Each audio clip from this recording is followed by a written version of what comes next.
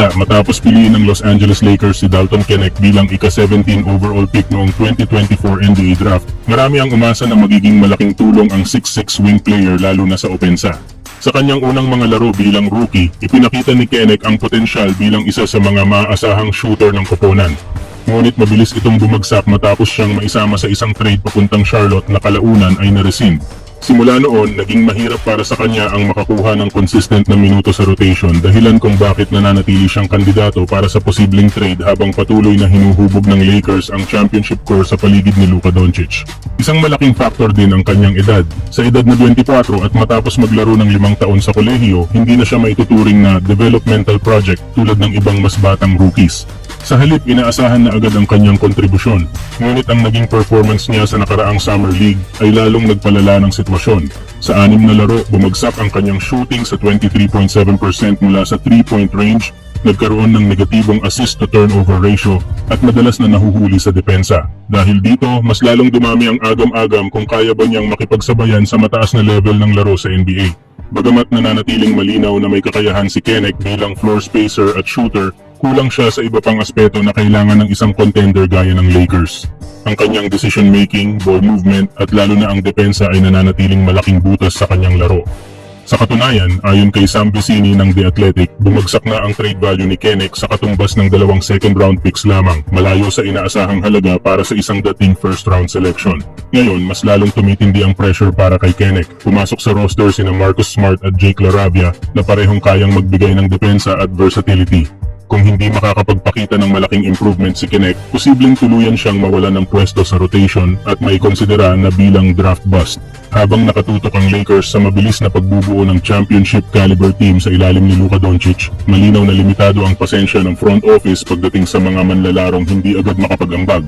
Para kay Dalton Knecht, ang darating na season ay isang make or break moment. Kung hindi siya makabawi ngayon, maaaring tuluyan ng mabaon ang kanyang pangalan sa listahan ng mga nabigong first round picks ng prangkisa. Samantala, sa isang ulat ng LA Sports Hub, sinabi ni Samuel Bulan na si Andrew Wiggins ang dapat na maging top trade target ng Los Angeles Lakers. Ayon sa kanya, si Wiggins ay agad na magiging pinakamahusay na perimeter defender ng koponan, handang harapin ang pinakamahirap na defensive assignments gabi-gabi. Bukod dito, dala niya ang 3-and-D skillset na matagal nang hinahanap ng Lakers sa wing position. Pero higit pa doon, kaya rin niyang gumawa ng sarili niyang opensa at magtrabaho ng may bola sa kamay, bagay na bihirang makuha sa isang tipikal na 3-and-D player. Samantala, sa panig ng Miami Heat, malinaw na hindi sila ganap na invested kay Wiggins. Kahit naging bahagi siya ng trade package matapos ang Jimmy Butler deal, wala pa ring malinaw na long-term plan ang Heat para sa kanya.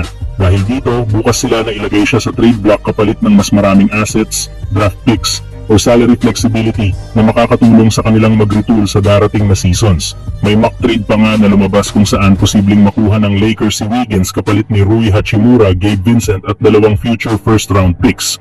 Kung makukuha nga siya ng Lakers, magiging malaking dagdag si Wiggins para sa depensa ng koponan, lalo na sa pagbabantay sa mga elite scorers ng West. Bukod sa depensa, makakatulong din ang kanyang kakayahan sa pag-shoot mula sa labas at may karanasan siyang maglaro sa championship level, dating Rookie of the Year, All-Star at NBA Champion.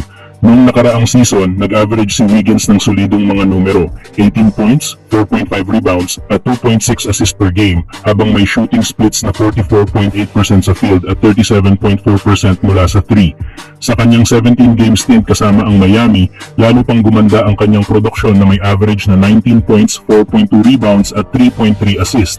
Malinaw na kahit saan siya ilagay, nananatili siyang valuable contributor sa opensa at depensa. Sa huli, kung magtatagumpay ang Lakers na makuha si Andrew Wiggins, madadagdagan sila ng isang two-way wing na may championship pedigree at handang gawin ang dirty work sa depensa. Isang piraso na maaaring magdala ng mas balansing laro para sa purple and gold. Kayo mga idol, sa tingin nyo ba dapat bang ituloy ng Lakers ang pagkuha kay Wiggins?